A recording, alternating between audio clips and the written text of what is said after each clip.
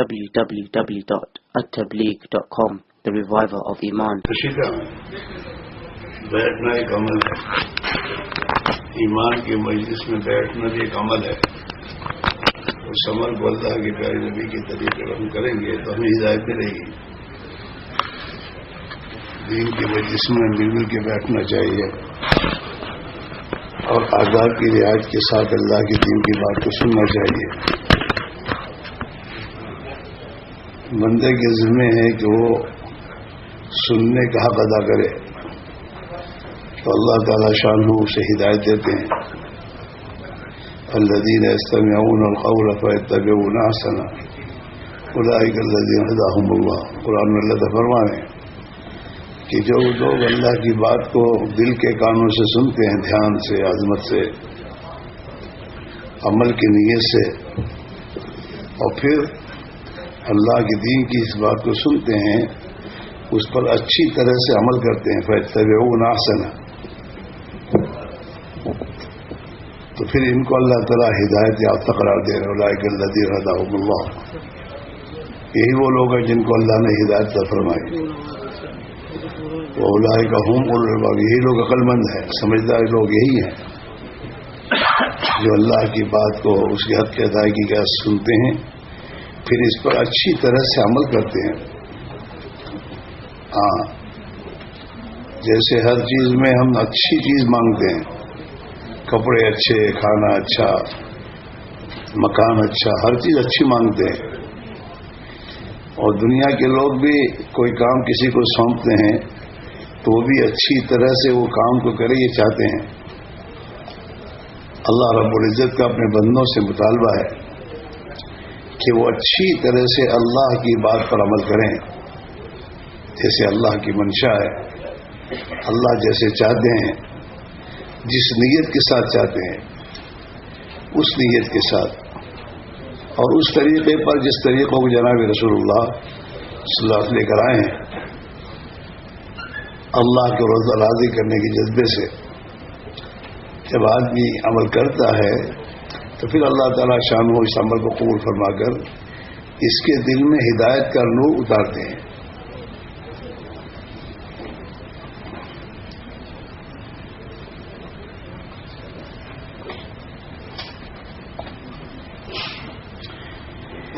اس لیے بھائی دوست بزرگوں، ایک بات ہمیں سمجھنے کی ہے کہ ہم مسلمان ہیں تو ہماری کیا ذمہ داری ہے،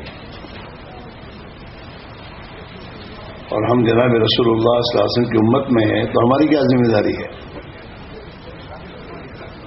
اللہ کے جتنے وعدے ہیں وہ ذمہ داری کے پورا کرنے پر ہے. ہاں، دین ذمہ داری اٹھانے کا نام ہے، ایمان بھی ذمہ داری قبول کرنے کا نام ہے. آدمی جب کلمہ پڑھتا ہے، ایمان میں داخل ہوتا ہے تو کلمے میں اللہ سے ایک معاہدہ ہے کہ میں آج سے اس ذمہ داری کو اٹھاتا ہوں کہ آپ کے سوا کسی کے سامنے جھکوں گا نہیں، کسی کی بات نہیں کروں گا، اور آپ کے سوا کسی سے مانگوں گا نہیں. ہاں، اور تیرے پیارے نبی علیہ الصلوۃ والسلام کے بتلائے طریقے پر زندگی گزاروں گا. یہ ہے میرے دوستوں. اور آدمی جب اس ذمہ داری کو پورا کرتا ہے تو اللہ اپنے وعدے پورے کرتے ہیں. انتم العالم ان کنتم مومنین، اگر تم نے اپنے اندر حقیقی ایمان کو پیدا کر لیا اور حاصل کر لیا ہے تو ہم تمہیں کو سر بلند کریں گے. عزت تمہارے لیے ہے.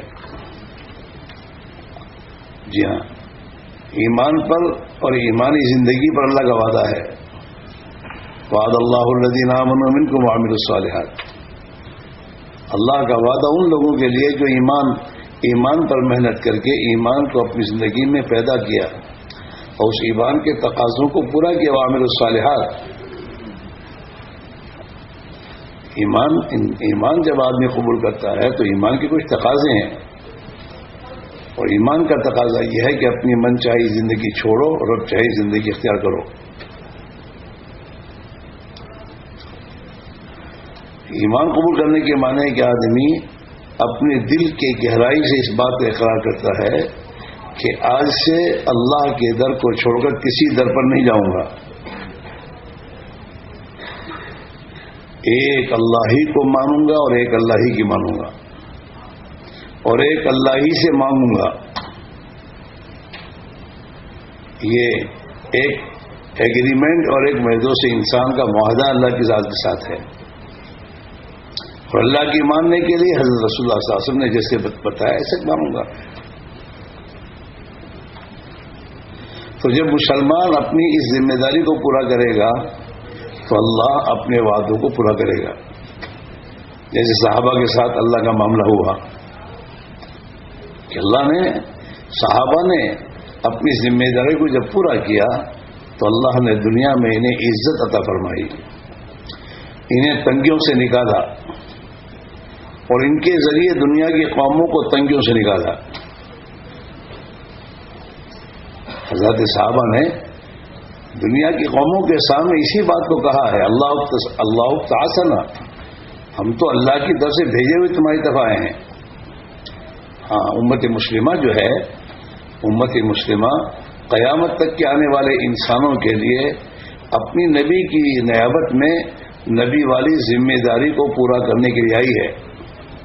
اس زندگی کا مقصد یہ ہے کہ صحابہ ہی فرماتے تھے کہ اللہ کی طرف سے ہم بھیجے ہوئے ہیں، ہم اپنی طرف سے نہیں آئے. اللہ نے ہمیں اپنے نبی کی نیابت میں اس محنت کا ذمہ دار بنایا ہے، اس لیے ہم تمہارے پاس آئے ہیں. اور کیوں آئے ہیں؟ لنخرج العباد من عبادت العباد. ہم تو دنیا کے انسانوں کو مخلوق کی غلامی سے نکال کر اللہ کی غلامی کی زندگی دینے کے لیے آئے ہیں. لنخرج العباد من عبادت العباد الى عبادت رب العباد. دنیا کے انسانوں کو دنیا کے انسانوں کی غلامی سے نکال کر ایک اللہ وحدہ لا شریک لہ، جو تمام انسانوں اور اپنی پوری مخلوق کا جو رب ہے، پالنے والا ہے، ان کی ایک ایک ضرورت کو پوری کرنے والا ہے، جس کے ہاتھ میں ہی سب کچھ ہے، اس کی غلامی میں داخل کرنے کے لیے ہم آئے ہیں کہ اس اللہ کی غلامی اختیار کرو، اس اللہ کی عبادت کرو، اس کو مانو، اس کی مانو. اور من ضیق الدنیا الی سعتها، اور دنیا کی تنگ زندگی سے نکال کر ایک وسعت کی زندگی دینے کے لیے ہم آئے ہیں. ہاں، حضرات صحابہ کے پاس وہ زندگی ایسی وسعت کی زندگی تھی کہ صحابہ اپنی ذات سے بھوکا رہ کر دوسروں کو کھلاتے تھے. آج کی انسانوں کی زندگی اتنی تنگ زندگی ہے کہ ایک اولاد اپنے باپ کو کھلانے تیار نہیں.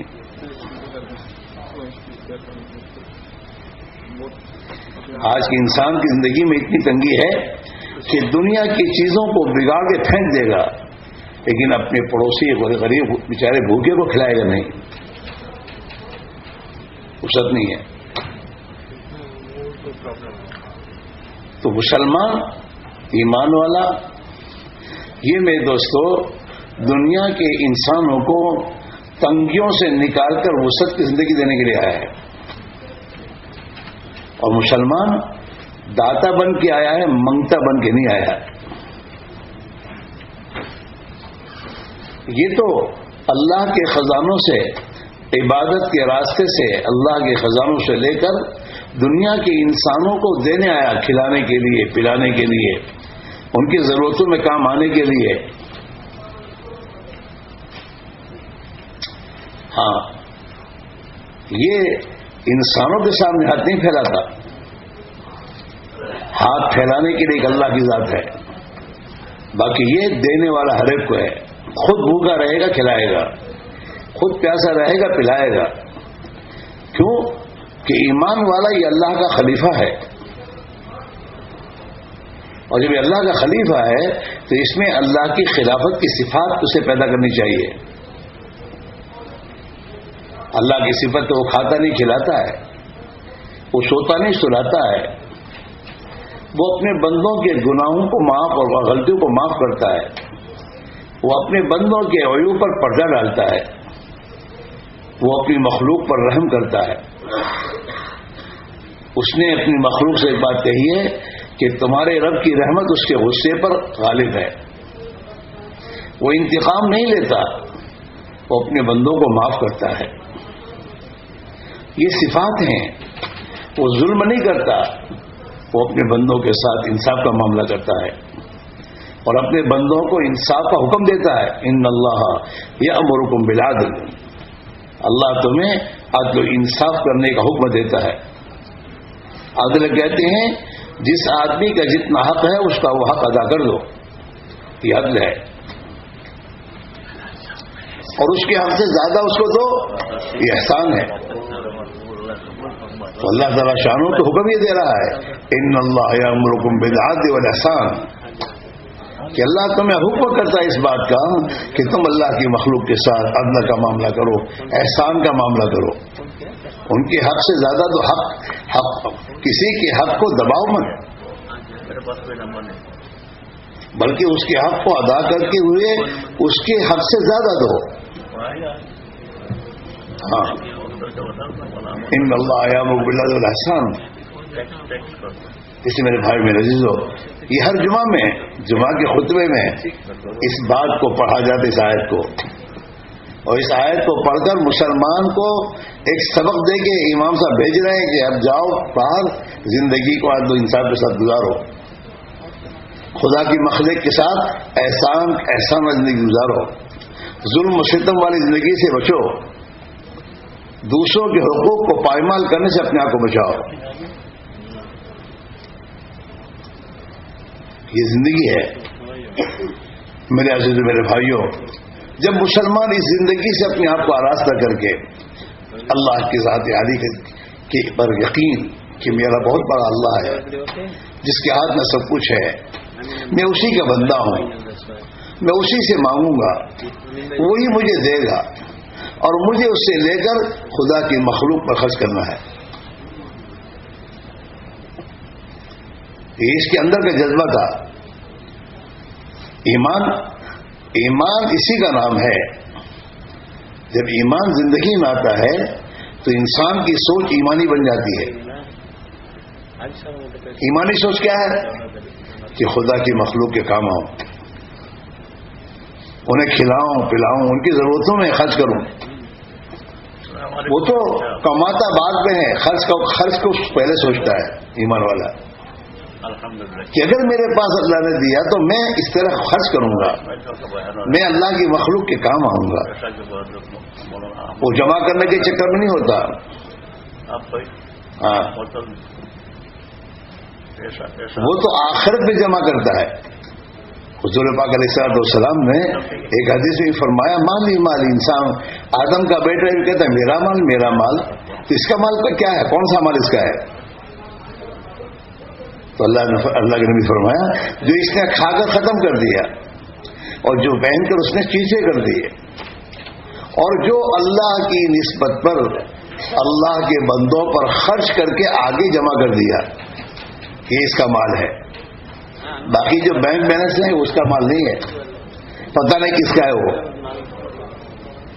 اس کے اولاد کے ہاتھ میں بھی آئے گا نہیں آئے گا اسے پتہ نہیں ہے. ہندوستان میں اور پاکستان میں اور بنگلہ دیش میں جن بادشاہوں کی حکومتیں تھیں ان بادشاہوں کی حکومتیں گئیں، ان کی اولاد پتہ نہیں کہاں گئی، ان کی اولاد کو بھی نہیں ملا. نوابوں کی وجہ جائیدادیں ان کی اولاد کے ہاتھ میں نہیں آئی، کہاں گئی پتہ نہیں. اور ہمیں بھی پتہ نہیں ہے کہ ہمارے پاس جو ہمارے کام آئے گا نہیں آئے گا. اس میرے بھائی میرے عزیزو، ہماری تمام پریشانیوں کا علاج اور حل ایک ہی ہے کہ ہم اپنے خالق و مالک کو پہچان کر اس کی مان کر زندگی گزاریں. اس کی سوا کوئی راستہ نہیں ہے. چاہے کتنا ہی مال جمع کر لو اور چاہے کتنے بڑے بڑے بنگلے بنا لو اور چاہے دنیا میں کتنے میرے دوستوں دعوے کرو، کوئی علاج نہیں. حضور اکرم صلی اللہ علیہ وسلم نے آج سے 1400 سال پہلے مدینہ منورہ میں جب ہجرت فرما کے تشریف لے گئے تو آپ نے دنیا کے انسانوں کو، عالم پورے انسانوں کے لیے ایک عالمی پیغام دیا ہے آپ نے اپنی زندگی میں. آج لوگ کہتے ہیں پرابلم کا سولوشن کیا ہے؟ پرابلم کا سولوشن بتاؤ. ہم بہت زیادہ پریشانی میں ہیں، پریشانی سے نکلنے کا راستہ دکھاؤ. حکومتوں کے پاس اس کا نہیں ہے حل. اللہ کے پیارے نبی علیہ الصلوۃ والسلام اللہ کی طرف سے 1400 سال پہلے ان تمام کا حل بتا کے گئے ہیں. آپ نے پیغام دیا ہے، سب کو یہ پیغام آپ کا ہے.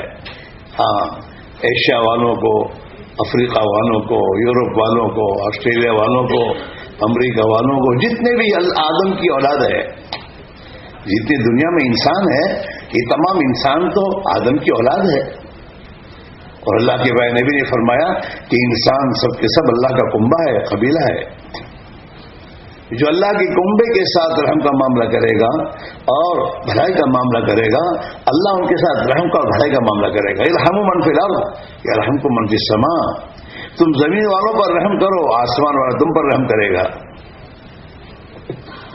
تم زمین والوں پر خرچ کرو گے، آسمان والا تم پر خرچ کرے گا. ہاں،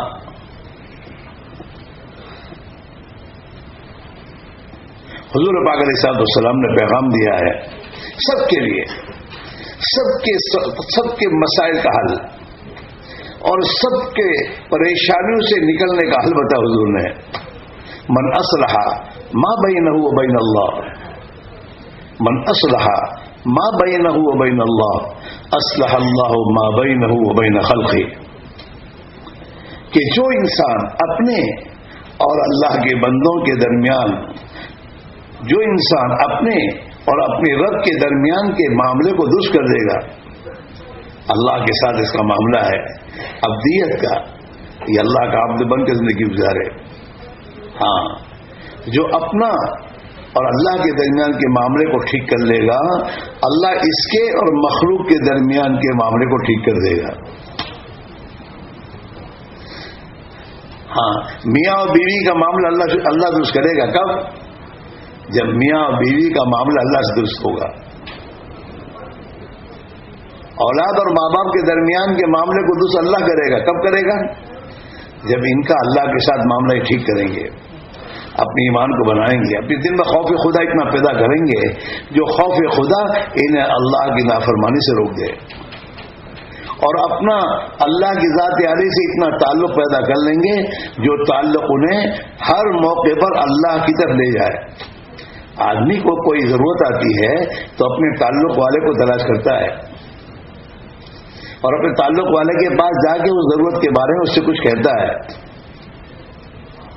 ایمان والے نے ایمان کے راستے سے مخلوق سے اپنا تعلق ہٹا کر ایک اللہ سے اپنا تعلق جوڑا ہے. جب ایمان پر محنت کر کے یہ اپنا تعلق اللہ کی ذات سے صحیح کر لے گا تو یہ اپنی ہر ضرورت میں اس خالق کائنات کے در پر جا کر اس کی اپنی ضرورت کو پیش کرے گا اور اللہ اپنی قدرت سے اس کی ضرورت کو پوری کرے گا.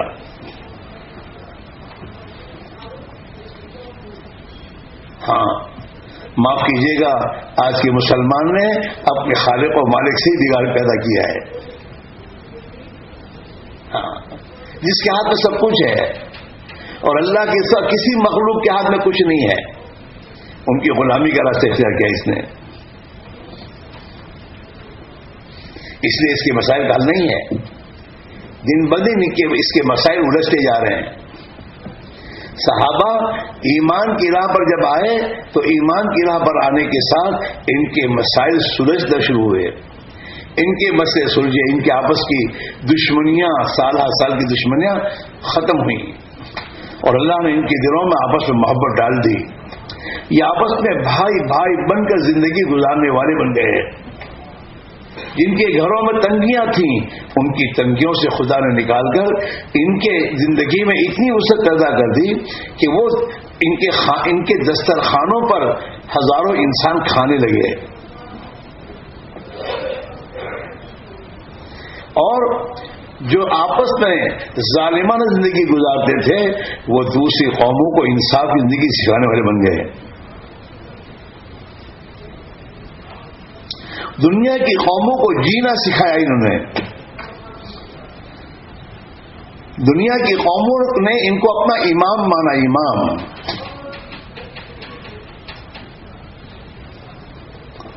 جی ہاں. اس لیے میرے بھائیوں یہ جو دعوت کی محنت ہے وہ تو اپنی زندگی کو صحیح رخ پر لانے کی محنت ہے. ہر آدمی اپنی ذات سے محنت کر کے اپنے کو اللہ کا بندہ بن کر جینا سکھائے. ہاں کہ میں تو اللہ کا بندہ ہوں. میں اللہ کا بندہ ہوں کیا مطلب ہے؟ میرے اللہ نے مجھے جو ذمہ داری دی ہے میں اس ذمہ داری کو پورا کروں گا. جس اللہ نے ہمیں نماز کا حکم دیا ہے اسی اللہ نے ہمیں انصاف کا حکم دیا ہے. ہمیں انصاف کرنا ہوگا. اسی اللہ نے ہمیں آپس میں ایک دوسرے کے ساتھ صلہ رحمی کا حکم دیا ہے. اسی اللہ نے ہمیں اس بات کا حکم دیا ہے تم کسی کو تکلیف نہ پہنچاؤ.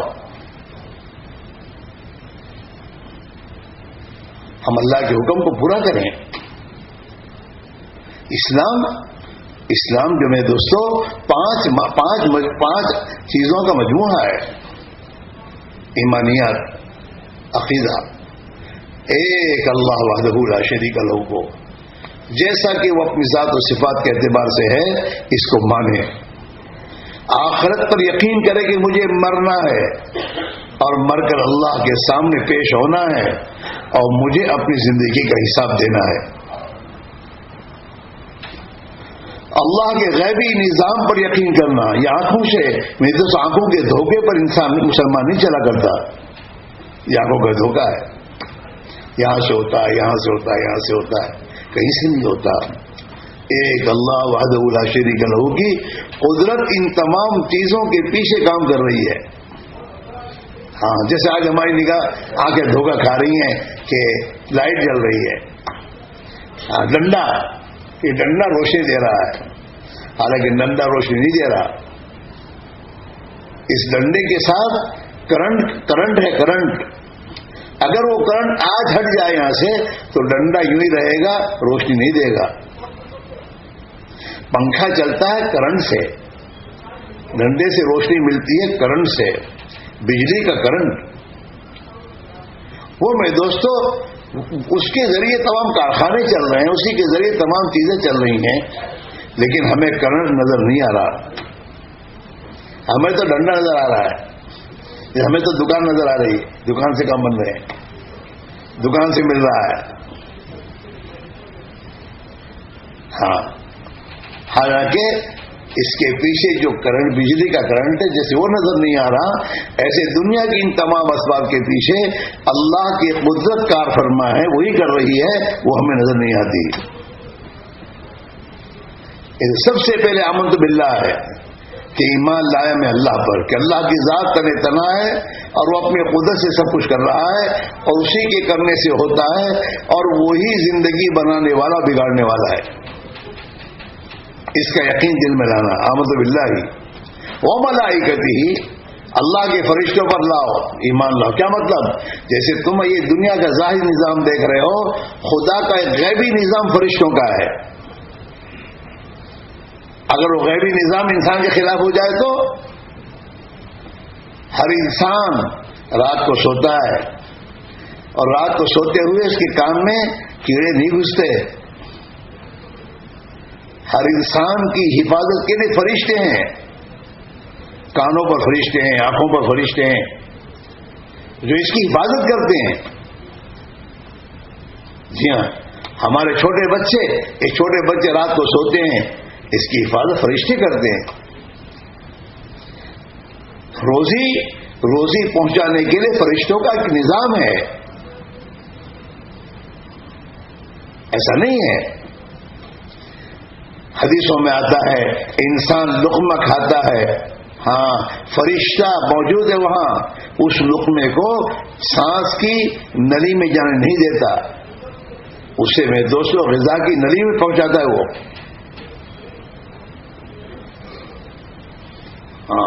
اگر آدمی لقمہ کھائے اور اس کی سانس کی نلی میں 2 دانے چلے جائے تو جی ہاں، تو اللہ کا ایک غیبی نظام ہے فرشتوں کا. ہاں، اس پہ ایمان لانا. آمنت باللہ و ملائکتہ. ہاں، ایمان لانا اللہ کی کتابوں پر. کیا مطلب؟ کہ اللہ کی کتابوں میں اللہ نے جو خبر دی ہے وہ حق ہے، سچ ہے، یوں ہی ہوگا. جی ہاں،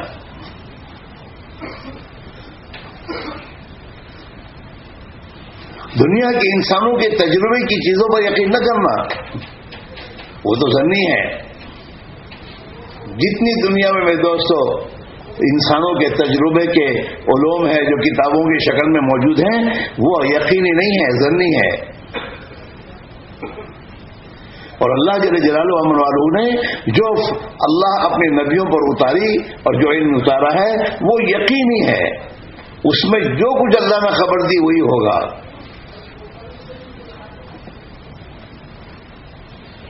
اللہ کی کتابوں پر ایمان لانا. والیوم الآخر، اور آخرت کے دن پر ایمان لانا. چاہے بادشاہ ہو، چاہے وزیر ہو، غریب ہو یا مالدار ہو، مرد ہو یا عورت ہو، اسے اس یقین کے ساتھ جینا ہوگا کہ مجھے مرنا ہے، مر کر اللہ کے سامنے جانا ہے اور مجھے اپنی زندگی کا حساب دینا ہے. جب یہ اندر آتا ہے نا آخرت یقین، پھر آدمی صبر کی چلتا ہے. جس گورنمنٹ سرونٹ کو یہ یقین ہوتا ہے کہ میرے پیچھے میرا آفیسر ہے جس کو مجھے جواب دینا ہے. ہاں، وہ 9 بجے آنا کا ہوتا تو 9 میں 5 کم کو حاضر ہو جاتا ہے.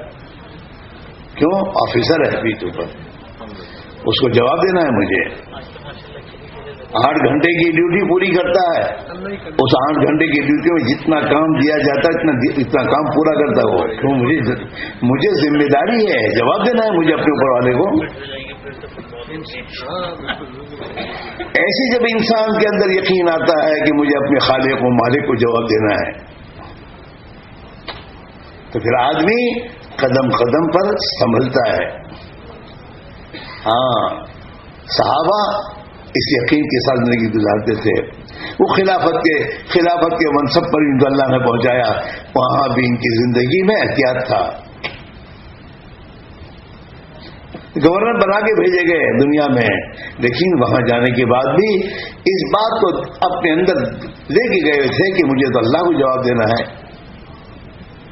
لہذا وہ اپنی اللہ کی مخلوق کے ساتھ ہمدردی، خیر خواہی، ان کو نفع پہنچانے کی فکریں، ان کی جو ذمہ داریاں ہوتی تھی اس ذمہ داریوں کو وہ اپنے اوپر اٹھا کے لیتے تھے.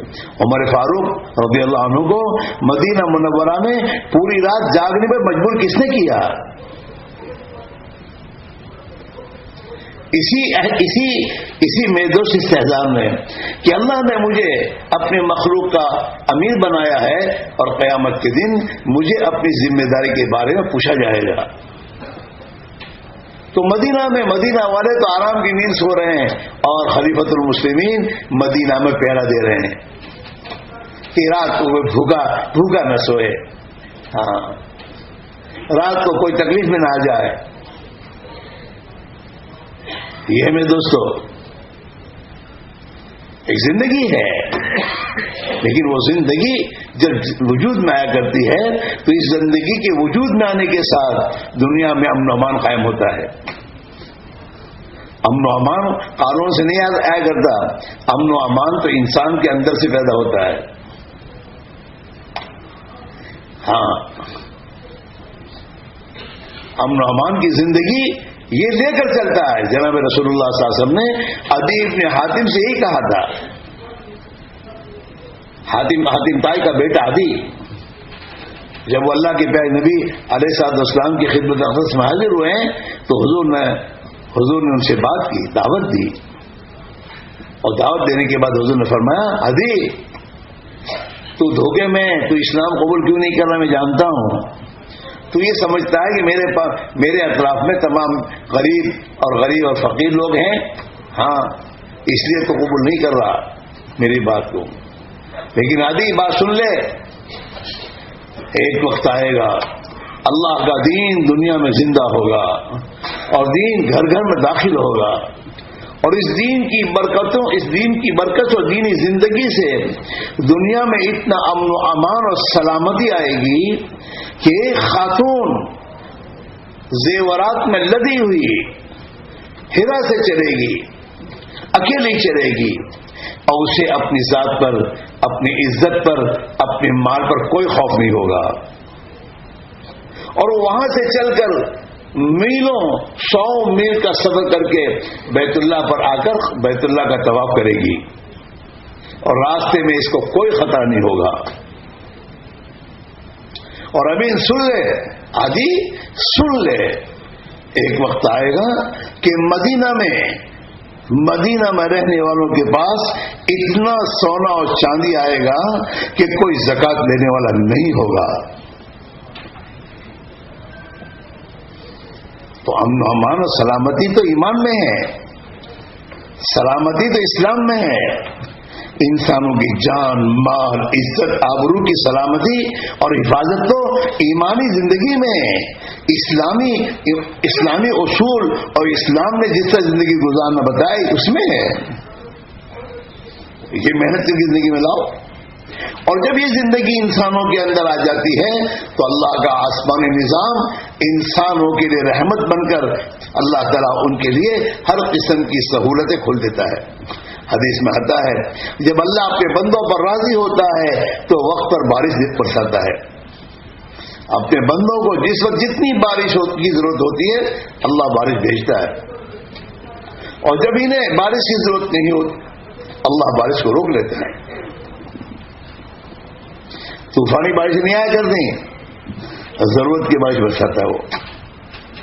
اور اللہ تعالیٰ جب خوش ہوتا ہے تو اپنے بندوں کے لیے زمین و آسمان سے برکت کے دہانے کھول دیتا ہے۔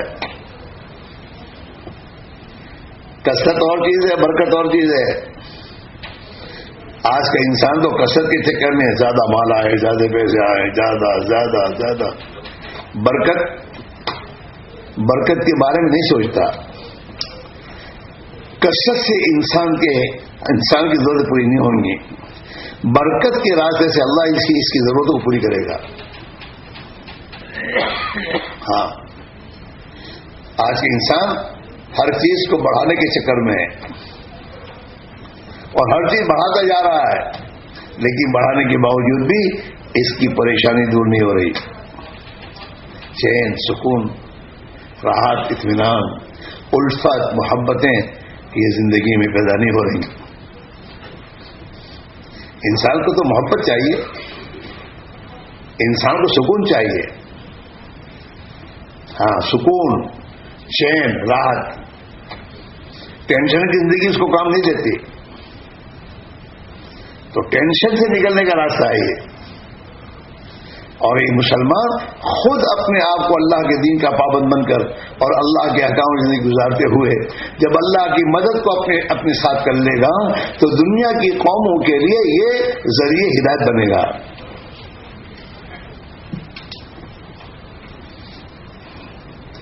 آج میرے بھائیوں، دنیا کے انسانوں کا مسئلہ صرف دنیا کا نہیں ہے، دنیا سے زیادہ آخرت کا مسئلہ ہے ان کا۔ ہمارا اور ہماری اولادوں کا مسئلہ آخرت کا ہے۔